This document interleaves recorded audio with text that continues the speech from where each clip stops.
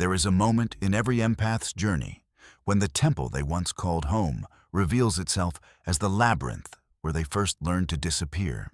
It comes quietly, this recognition.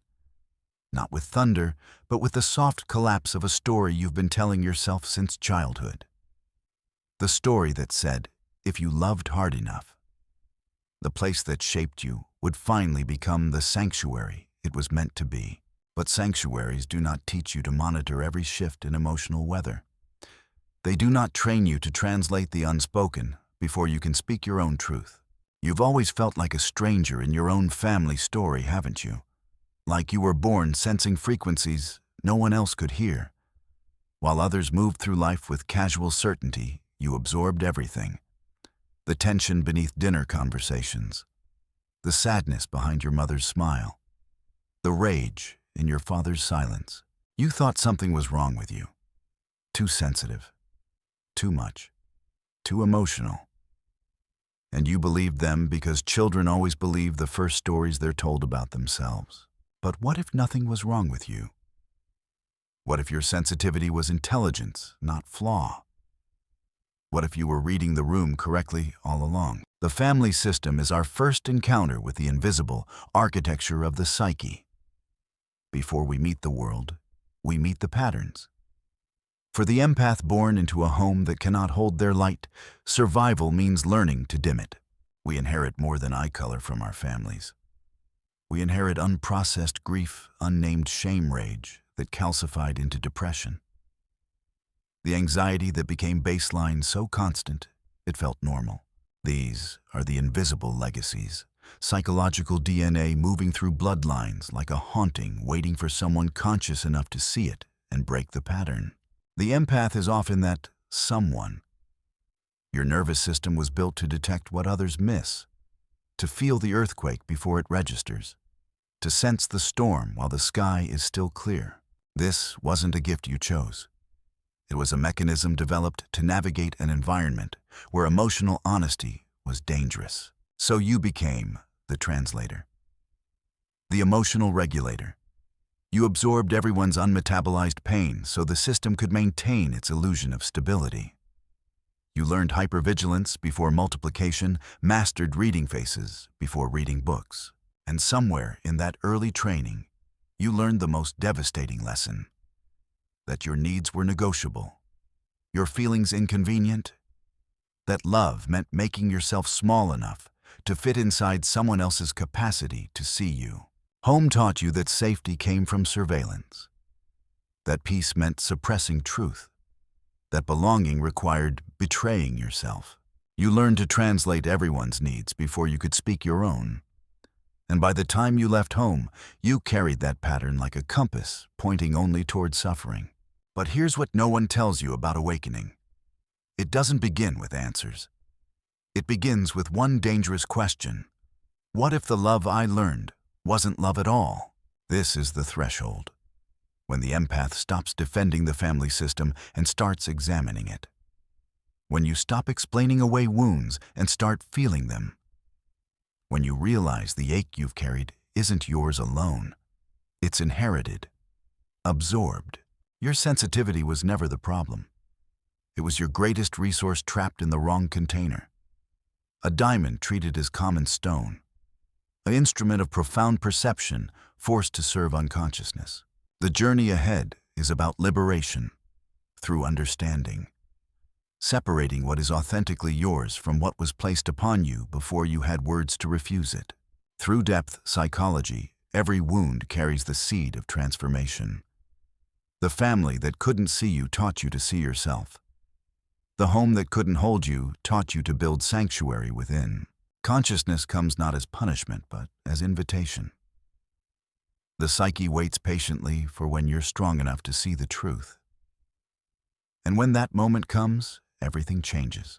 Before we go deeper into this territory, where few dare to look, if this resonates with your soul's journey, if you feel the recognition stirring in your chest, please hit that like button and subscribe. Your support ensures this message reaches other empaths who need to hear it, who need to know they're not alone in this awakening. The family is the first laboratory where the soul learns what it means to be human. where we discover whether the world is safe or dangerous, whether we are valuable or disposable. For the empath, this laboratory often becomes a place of invisible experiments. Experiments in disappearing, in shape-shifting to match what's needed, in becoming a container for emotions with nowhere else to go. These experiments follow patterns so ancient they feel like fate. Archetypal arrangements that repeat across generations. The family constellation mirrors the collective unconscious itself, that vast reservoir of inherited psychological material. Within that constellation, the empath often holds an impossible position. The bridge between warring parents, the repository for mother's unfulfilled dreams, the target for father's projected shame. You signed an unconscious contract before you could read. It said, "I will feel your feelings, so you don't have to. I will carry your shame so the family stays intact. I will sacrifice authenticity so you never face your own absence." This wasn't love. But you called it love because you had no other reference point. You didn't know that love doesn't require self-erasure. That healthy attachment doesn't feel like walking on glass. The empath becomes the family's psychic shock absorber. When tension rises, you absorb it. When conflict threatens, you smooth it over. This is what you were for. But absorption has a cost. Every emotion you metabolize for someone else is one you don't process for yourself. Every crisis you manage is a moment your needs go unmet. Over time, you forget where you end and others begin. Your boundaries dissolve. You become porous, a satellite constantly receiving everyone's signal but unable to broadcast your own. The faces of the wounded home are many, but their impact is singular. They all teach the same devastating lie that you are not enough as you are. There's the emotionally absent parent, physically present but psychologically gone. They look at you but don't see you, and you develop a hunger that nothing will ever fill. The hunger to be seen, to matter enough that someone would choose to show up. This hunger follows you into every relationship. You become the one who tries too hard, who gives without being asked because maybe finally someone will stay. Then there's the narcissistic parent, the one who needed you to be an extension, never autonomous. Your achievements reflected their greatness. Your failures confirmed their martyrdom. You learned to perform, to curate yourself, to edit your truth based on what would be well received. You became an actor in your own life, always playing the role they needed, never discovering who you actually were. Perhaps you grew up with the addicted or traumatized parent. Chaos became baseline. You learned to be calm in the storm, to manage the unmanageable, to take responsibility for things beyond a child's capacity. You became hypercompetent, parentified. You learned adults cannot be trusted to be adults, so you became one before your time. And you lost your childhood to someone else's unhealed wounds. Some grew up in enmeshed systems where boundaries were betrayal, where separation was abandonment, where you were loved not as a separate being, but as an appendage that must never leave. This kind of love feels like suffocation disguised as devotion. It says, "I love you so much I cannot let you go. Stay small, stay close." And you internalized a terrible equation. Independence equals rejection. Autonomy equals loss of love. So you stayed small. You stayed half-formed because forming fully felt like murder. These patterns are not just personal stories, they're shadow theaters. In depth psychology, the shadow represents everything we cannot accept about ourselves. And parents, being unconscious in countless ways, project their shadows onto their children. The child becomes the screen where the parent's unlived life plays out.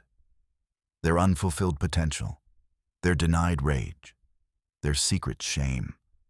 All of it gets projected onto you, and you, having no defense, absorb it as truth. If you were the scapegoat, you carried the family's darkness. Everything wrong got placed on you. You were the problem child, the difficult one. Not because you were actually those things, but because the family needed someone to carry the shadow. If you were the golden child, you carried the family's light. But light without shadow is performance. You had to be perfect, successful, admirable to validate your parents' worth. And beneath the praise, you felt terror. That if you ever failed, showed weakness, revealed your humanity, the love would vanish. Because it wasn't love for you. It was love for who they needed you to be. You weren't seeing your parents clearly. You were seeing through their projections. And projection is a kind of blindness. So when your parent raged at your sensitivity, they were raging at their own buried softness. When they dismissed your needs, they dismissed needs they'd learned to suppress. When they punished your authenticity, they punished the authentic self they'd abandoned. This is not to excuse them, but understanding is the beginning of freedom. Once you see their treatment was never about you, the spell begins to break. The cost of early empathy is developmental. Children are meant to be self-centered, to have their needs met, feelings validated, emerging selves celebrated. This is how healthy narcissism develops. But the empath in a wounded home doesn't get to have a center. Their center becomes other people. They learn to attune outward before developing inward. This creates a particular trauma, not of a single event, but of chronic misattunement, of being consistently unseen, of having to adapt so thoroughly you forget what you're adapting from. Developmental trauma rewires the nervous system.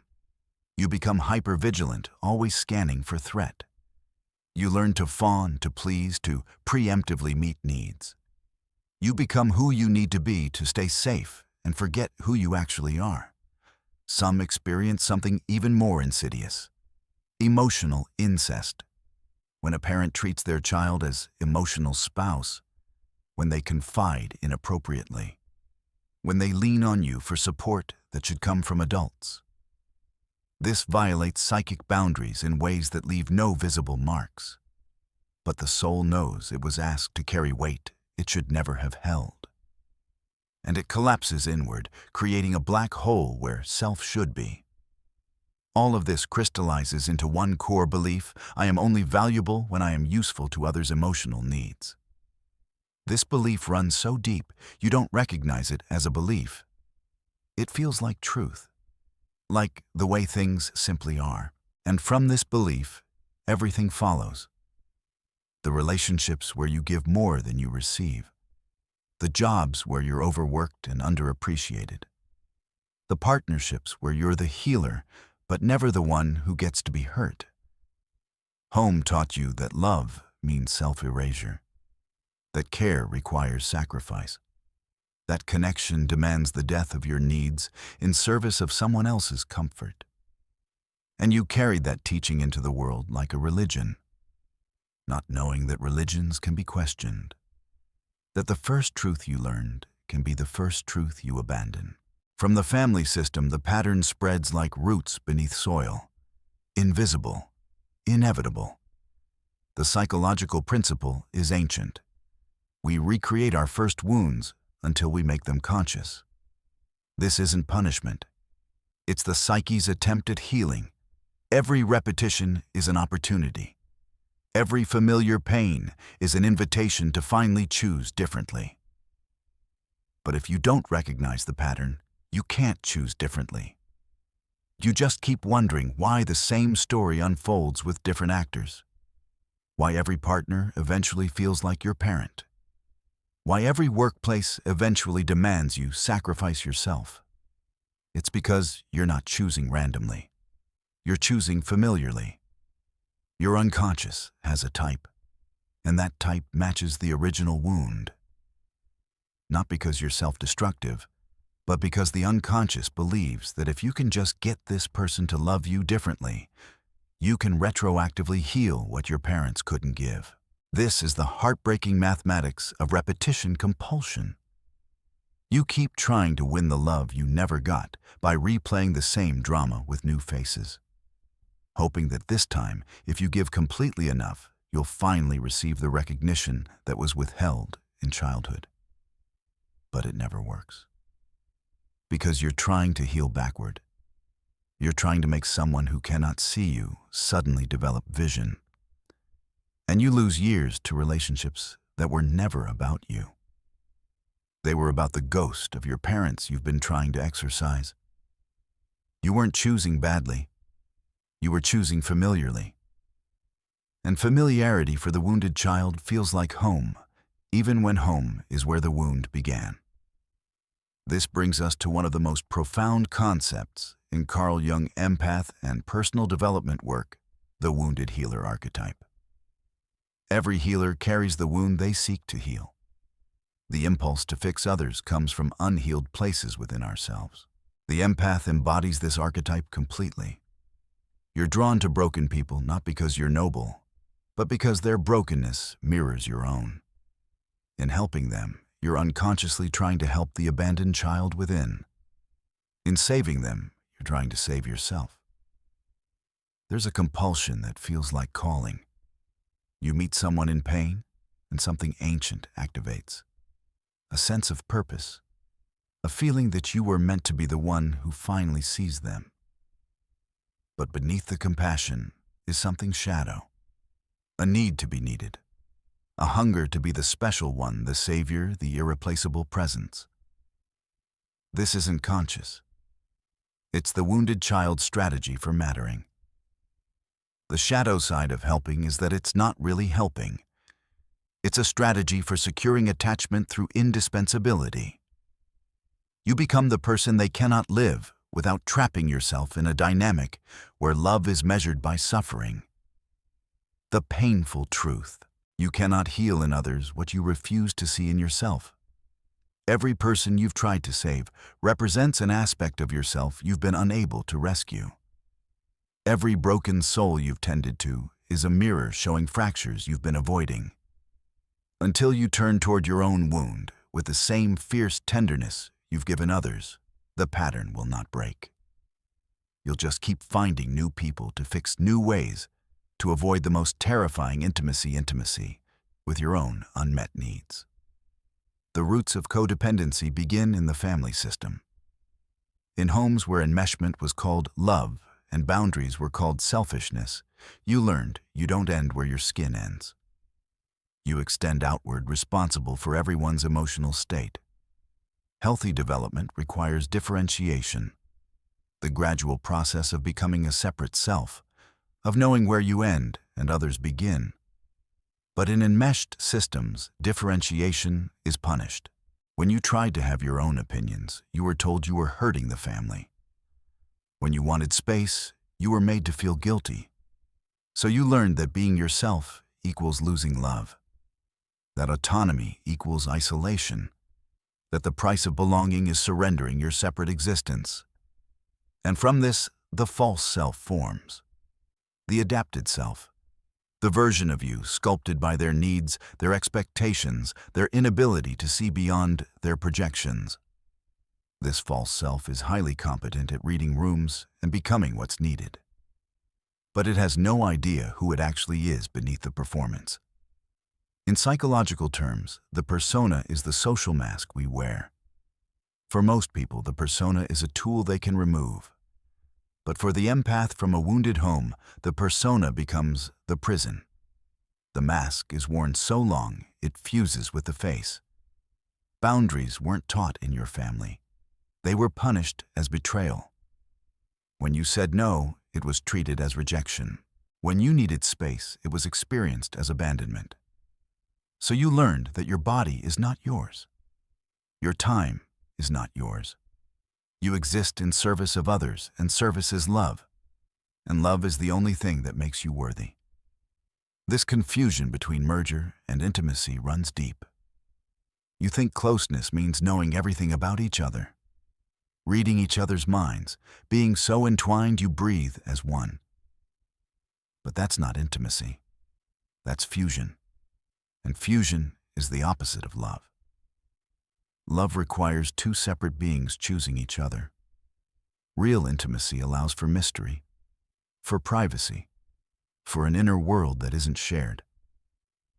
But you were never taught that having an inner world is allowed. So you pour yourself out, believing transparency equals love, not recognizing you're actually erasing yourself. Now we arrive at the most uncomfortable part, where the empath must meet their own shadow, must acknowledge that they too have needs that were denied, hungers that were forbidden. The shadow in depth psychology is not evil. It's simply what we cannot accept about ourselves, what we've banished from awareness because it threatened our survival. For the empath, the shadow often contains aggression, selfishness, ambition, the desire to be seen, celebrated, chosen, the hunger for power, the capacity to say no without guilt. These were forbidden in your home, so you pushed them underground. But the shadow doesn't disappear. It just operates from the basement, influencing you in ways you don't recognize. You might find yourself attracted to narcissistic people. That's your shadow seeking its forbidden qualities in someone else. You might feel secret resentment toward people you're helping. That's your disowned anger trying to surface. You might fantasize about being admired, special, important. That's the healthy narcissism you were never allowed to develop, knocking on the door of consciousness. The wounded child is still making decisions from the basement of your psyche. That child believes they're still 5 years old, still powerless, still dependent on the approval of giants. And every time you face conflict, criticism, or the possibility of abandonment, the child takes over. Suddenly, you're not responding as an adult. You're reacting as the child who had to fawn to survive, who had to be perfect to earn love, who had to disappear to keep peace. Integration begins when you can recognize this, when you can feel the child's panic without becoming it, when you can say, "This is my wound, speaking not my truth. This is my past bleeding into my present, not my present reality." Your shadow isn't your enemy. It's your exiled power. Every quality you rejected about yourself contains energy you need. The anger you suppressed contains your ability to protect yourself. The selfishness you denied contains your right to have needs. The pride you buried contains your capacity to value yourself. When you integrate shadow, you don't become a worse person. You become a whole person. Someone who can feel deeply without drowning. Someone who can give generously without depleting. Someone who can love fiercely without losing themselves. In dreams, the unconscious speaks in symbols. And during this stage of awakening, those symbols often show locked rooms, forgotten children, houses with hidden basements, doors you've never opened.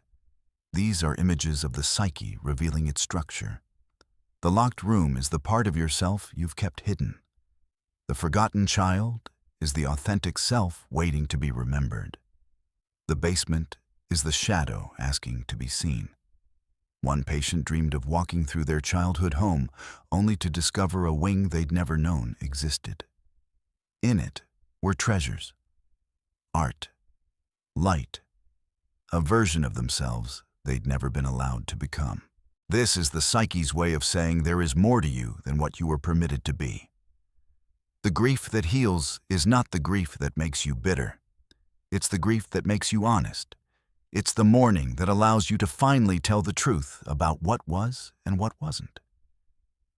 You must grieve the childhood that never was.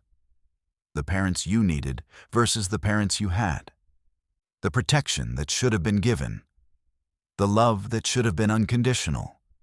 The space that should have been safe. This grief is not self-pity. It's reality. It's the adult you've become finally acknowledging what the child you were endured. And in that acknowledgement, something shifts. The child is finally seen, finally validated, finally allowed to stop pretending everything was fine. There's a gap, an unbridgeable gap between what you needed and what you received. And for years, you've been trying to bridge that gap through fantasy, through hope, through believing that if you just understood them better, loved them harder, gave them more chances, they would transform into the parents you always needed. But they will never give you what they don't have to give. Not because they're evil, but because they're limited. They're human. They're carrying their own wounds from their own childhoods. They're unconscious in ways they may never overcome. Accepting this is the most liberating devastation. You stop waiting. Stop hoping. Stop performing for an audience that will never see you. And in that stopping, you finally free yourself from the invisible contract that's been running your life. Releasing the fantasy isn't giving up. It's finally telling the truth. And truth, even when it hurts, is the foundation of freedom. This is the sacred disillusionment, the death of hope that becomes the birth of freedom. When you stop believing they'll change you, stop organizing your life around that possibility.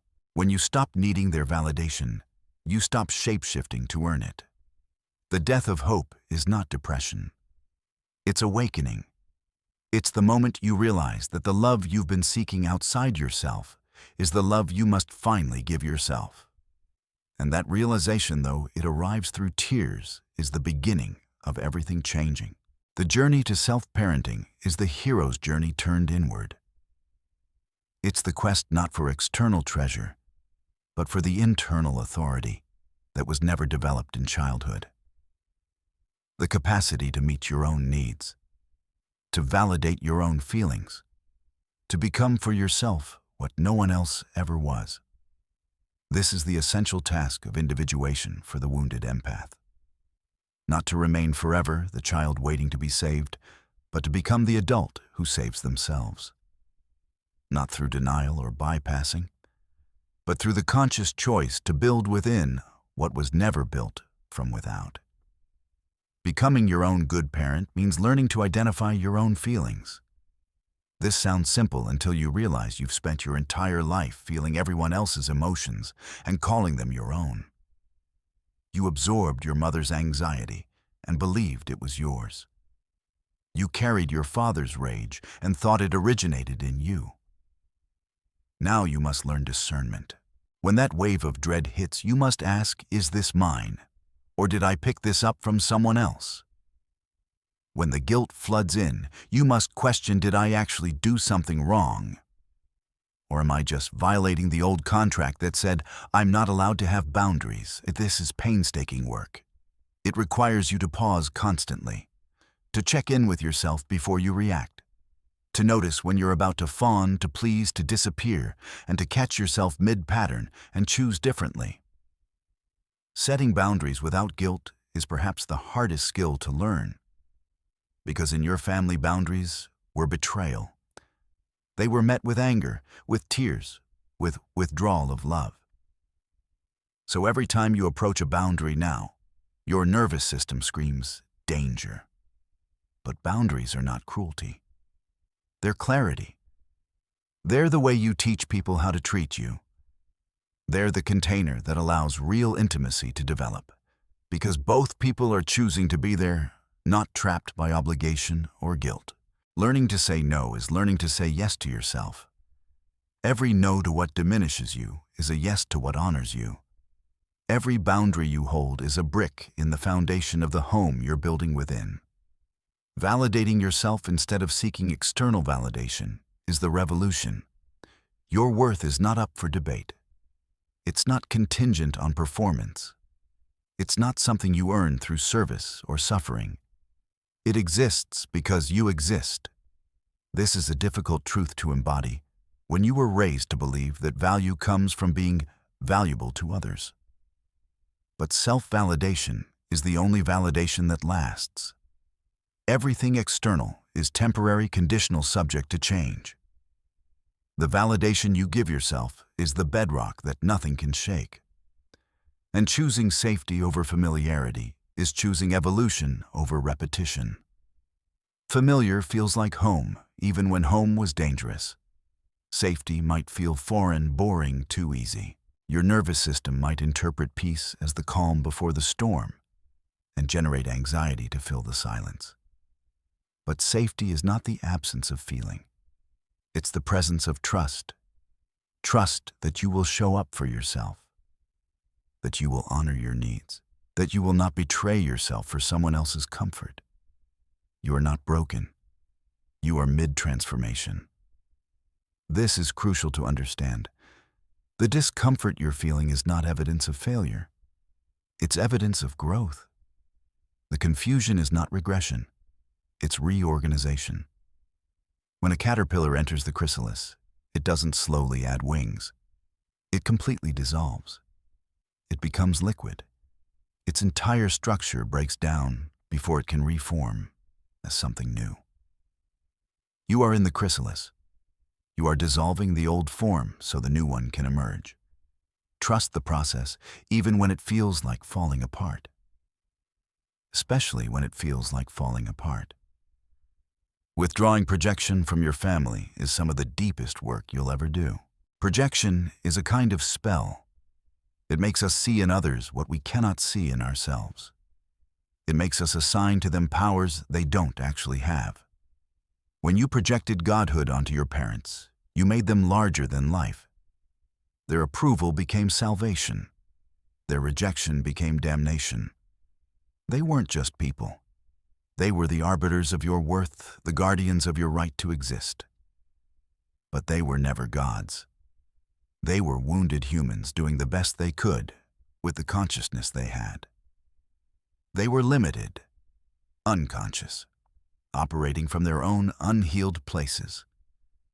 Seeing them as humans, not as gods or monsters, is the beginning of freedom. It allows you to stop needing them to be different. To stop waiting for the apology that will never come, the acknowledgement that will never arrive, the love that will never transform into what you needed it to be. They are who they are not who you needed them to be. This sentence is a kind of liberation. It releases both of you. It allows you to love them from distance instead of from dependency. To feel compassion without feeling compelled to fix them. The work of Carl Jung, Empath, and personal development teaches us that individuation requires psychological separation from the family complex. Not necessarily physical distance, though sometimes that's necessary. But psychological separation. The inner differentiation that allows you to exist independently of their narratives about you.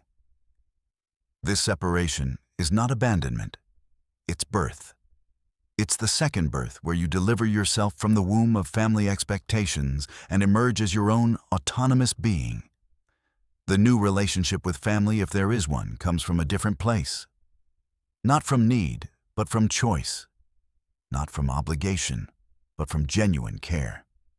You love them not because you have to, but because you choose to. And that choice is conditional on them respecting your boundaries and honoring your autonomy. Some relationships survive this transformation, others don't. And that's information, not failure. Forgiveness, when it comes, doesn't require reconciliation. It requires releasing the debt. It's the recognition that holding on to resentment is like drinking poison and expecting them to die. Forgiveness is for you, not for them. It's the choice to stop organizing your life around the harm they caused. To stop giving them power over your present by keeping the past alive through rage. To acknowledge what happened and also acknowledge that you survived it and that your survival has made you capable of something they never imagined: genuine freedom. The energetic cord cutting is real. For years, there's been an invisible umbilical cord between you and your family of origin. Through it, energy flows.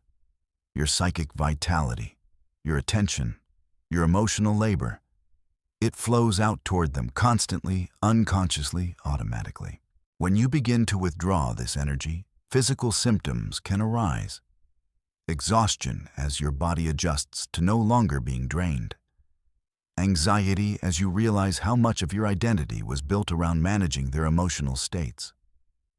Grief as you mourn the fantasy of who they could have been. But then something remarkable happens. The energy that was leaking outward begins to circulate within. And suddenly, you have energy you've never had before. Creativity that was dormant springs to life. Mental clarity emerges. Physical vitality returns. People who've done this work report sudden bursts of inspiration. They start painting again after decades. They write the book they've been avoiding. They launch the business. They finally pursue the dream they'd convinced themselves was selfish. This is your life force returning home. This is what happens when the libido, the psychic energy, is no longer in service to unconscious patterns, but available for conscious creation. In-depth psychology, libido is not just sexual energy. It's life energy. Creative energy. The force that drives all growth, all transformation, all becoming. When that energy is bound up in repetition, compulsion, nothing new can emerge. But when it's freed, everything becomes possible. Building new patterns requires you to choose differently consistently until the new pattern becomes the default. This is neuroplasticity in action. The brain can rewire. The nervous system can learn new responses. But it requires repetition and patience. You must practice noticing the red flags you used to ignore. The person who needs saving. The relationship where emotional labor is one-sided. The situation where you feel compelled to explain, defend, and overfunction. Red flags are not judgments. They're information. They're your intuition trying to protect you from repeating the pattern. Learning to honor them is learning to honor yourself. Red flags include people who need saving. Anyone whose entire identity is wrapped up in their wounds and who has no interest in actual healing, only in having an audience for their suffering. You cannot save these people because they don't want to be saved. They want to be enabled. One-sided emotional labor. When you're always the listener, but never the one who gets to share. Always the support, but never the one who gets supported. This is not relationship. This is extraction. Guilt as a control mechanism. When someone uses your empathy against you. When they know exactly how to make you feel responsible for their feelings, their choices, their life. This is manipulation disguised as vulnerability. Love bombing that mirrors childhood intensity. When someone comes on too strong, too fast, too much. When they make you feel like you're the most special person in the world before they've even gotten to know you. This intensity isn't passion. It's projection. They're relating to who they need you to be, not who you are. Green flags, on the other hand, might feel boring at first because your nervous system is calibrated for chaos. But green flags are where real love lives. Mutual respect for boundaries. When you say no and they say, okay, without making you feel guilty. When they have their own boundaries and respect that you have yours. When limits are seen as health, not as rejection. Emotional reciprocity. When care flows both ways. When you can be vulnerable and they meet you there. When support is mutual and neither person is always in the helper role or always in the helped role. Consistency over intensity. When their behavior is steady. When you can trust that how they treat you today is how they'll treat you tomorrow. When love is expressed through reliability, not through dramatic gestures followed by withdrawal. Safety to be imperfect. When you don't have to perform. When you can have a bad day, make a mistake, be human. And their love doesn't waver. When you're allowed to be messy, complicated, still becoming. And that's not a problem. These green flags might not give you the chemical rush that red flags do. But they give you something infinitely more valuable, the space to be yourself. Learning to trust your new discernment is a practice. At first, you'll second-guess yourself. You'll wonder if you're being too harsh, too judgmental, too closed off. The old voice will say, maybe you're the problem. Maybe you're too damaged to have healthy relationships now. But that's the voice of the wound, not the voice of wisdom. Trust takes time to build, especially with yourself. Every time you honor a boundary and the world doesn't end, trust grows. Every time you choose safety over familiarity and find peace instead of boredom, trust grows. You're learning a new language, the language of self-honoring. It's going to feel awkward at first, like speaking with an accent. But keep practicing. Keep choosing. Keep trusting that the part of you that knows really knows is wiser than the part that was trained to doubt. The transformation of sensitivity from curse to compass is the alchemy of this whole journey. Your empathy was exploited in childhood, used against you, turned into a tool for others' benefit. But empathy itself is not the problem. How it was conditioned is the problem. When empathy serves you first, it becomes your superpower. Your intuition about people and situations becomes almost psychic. You can sense authenticity from performance. You can feel when something's off, even when everything looks fine. You can detect manipulation before it fully manifests. This is not paranoia. This is wisdom. Your nervous system, once forced to track danger constantly, can now use that capacity to navigate toward what's actually good for you. The awakened empath's gifts are profound. Deep creativity flows from the same sensitivity that was once weaponized against you. Emotional intelligence allows you to understand human nature in ways that most people never will. The capacity for authentic boundaried intimacy means that when you do connect, it's real. You're no longer seeking completion through another. You're two whole people choosing each other, which is the only foundation for lasting love. In the language of depth psychology, when the wounded healer integrates their wound, they become the wise healer. Not someone who rescues, but someone who illuminates. Not someone who takes responsibility for others' growth, but someone who holds space for it without attachment to outcome. Your sensitivity, once your greatest vulnerability, becomes your greatest strength. The same openness that allowed wounds to enter now allows wisdom to emerge. The same capacity to feel deeply that once meant drowning now means you can swim in emotional depths that others fear.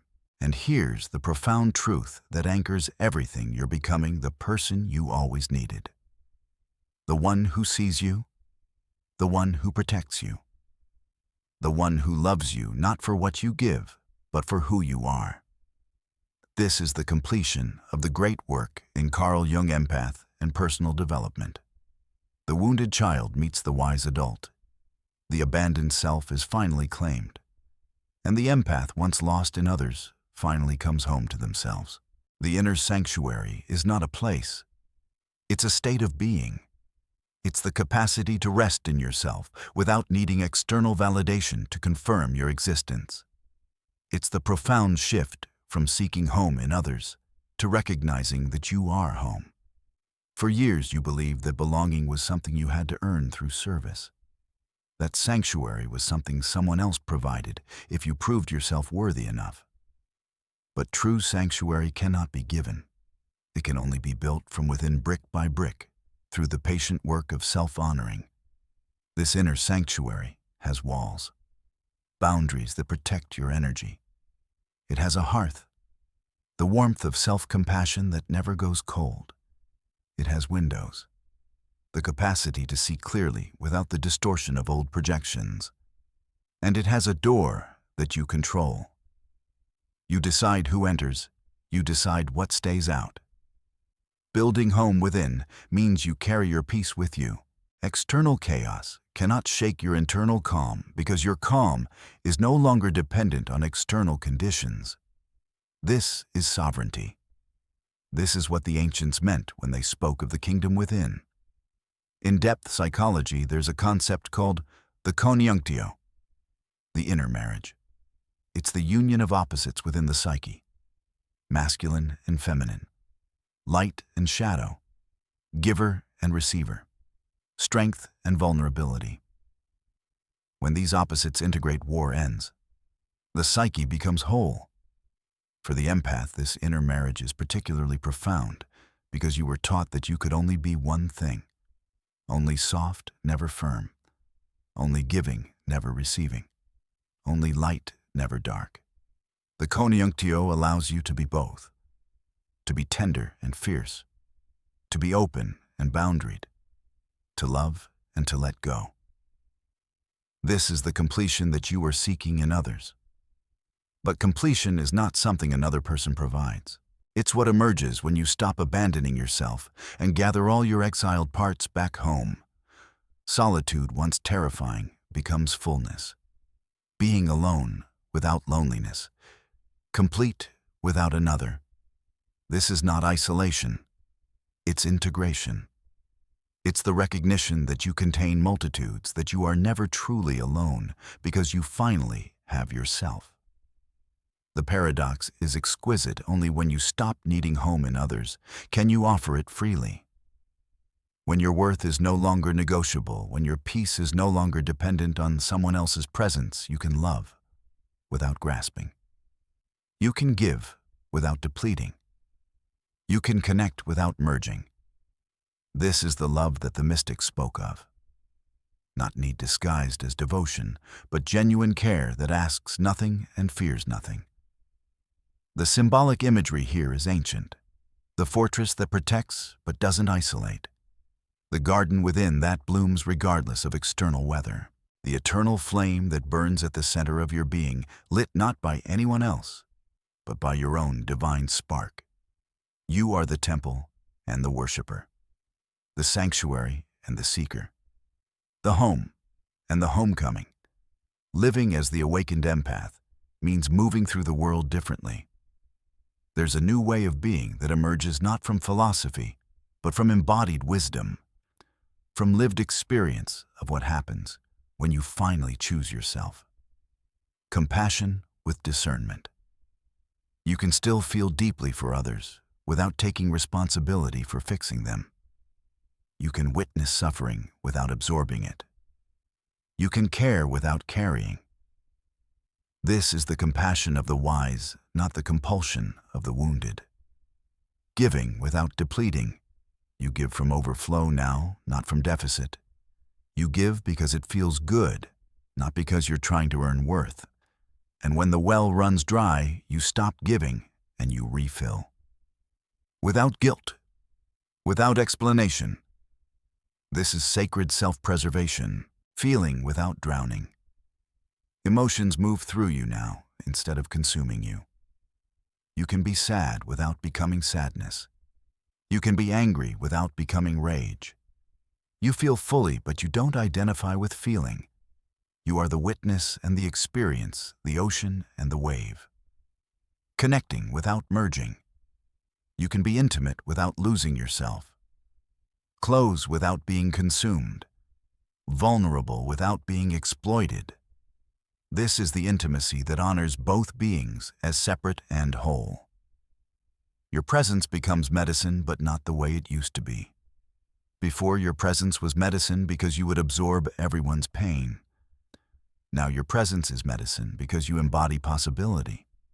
You're living proof that awakening is real, that transformation is possible, that empaths can reclaim their power and thrive. You teach boundaries not by talking about them, but by having them. People feel the shift. They sense that something is different about you, that you're no longer available for the old dynamics, that manipulation bounces off you like water off stone. This is not arrogance. This is clarity. And clarity is magnetic to those who are ready and repellent to those who aren't. The ripple effect of your healing extends beyond you. When you break a family pattern, you don't just free yourself. You free future generations. The children you might have, or the children in your life, will not inherit your wound. They'll inherit your wisdom. When you refuse to pass on what was passed to you, the transmission stops. The curse, if we can call it that, ends with you.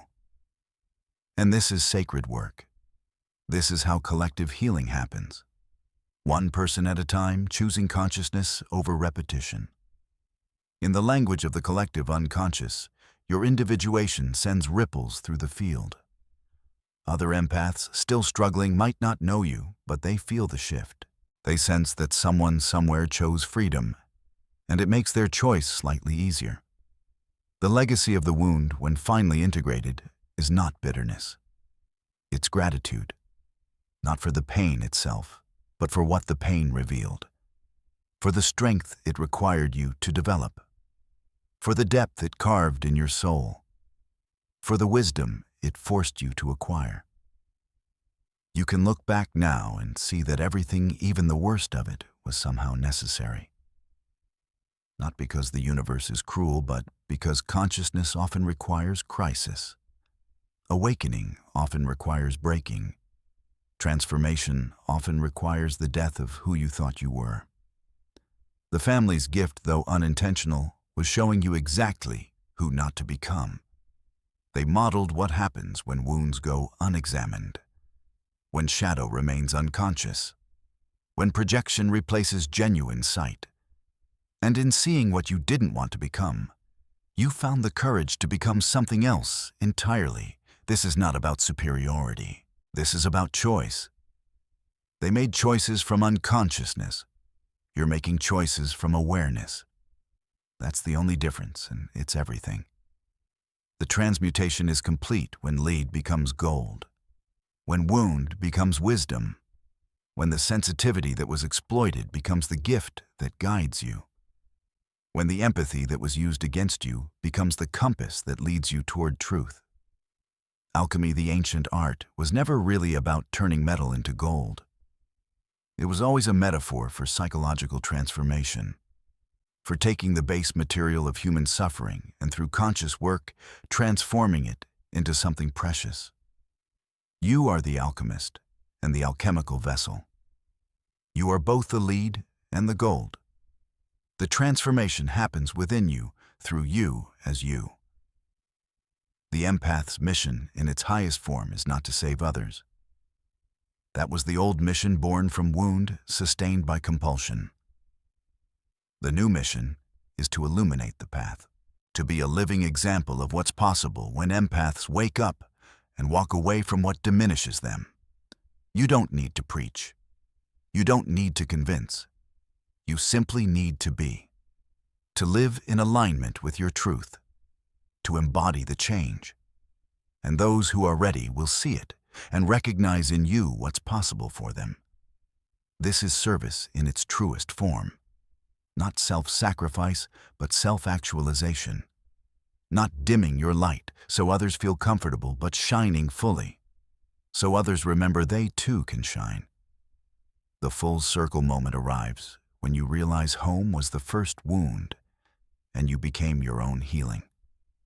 The journey that began with pain ends with purpose. What started as a breaking ends as a becoming.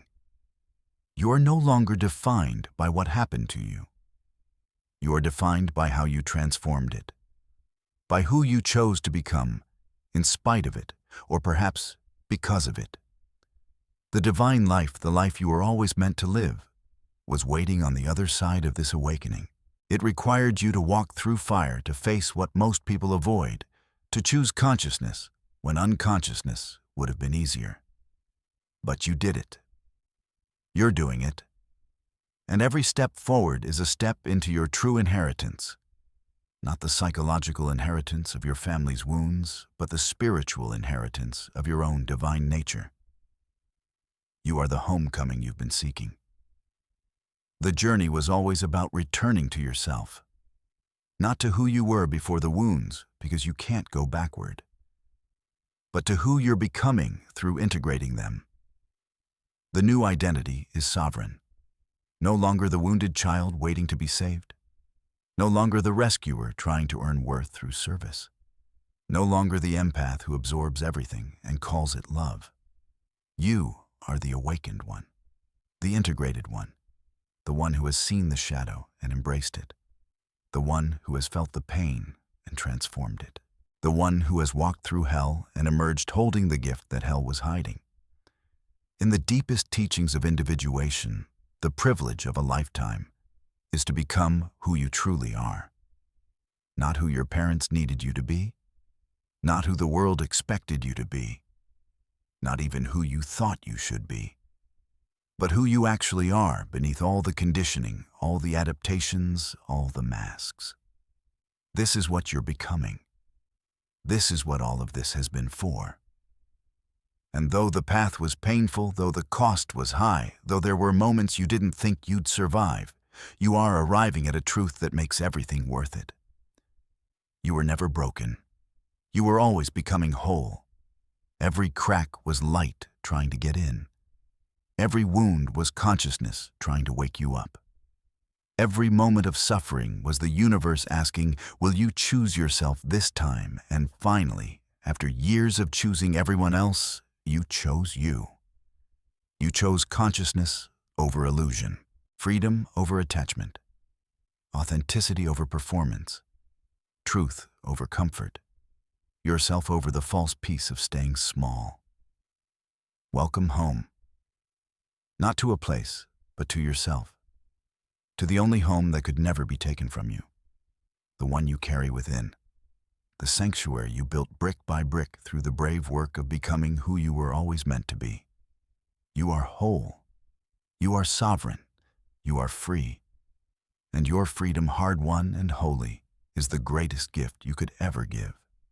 To a world that desperately needs empaths who remember their power. If this journey has touched something deep within you, if you recognize yourself in these words, share your experience in the comments below. Your story might be the permission someone else needs to begin their own awakening. Subscribe to continue this path of transformation together. You are not alone in this. You never were. We are all finding our way home, one conscious choice at a time.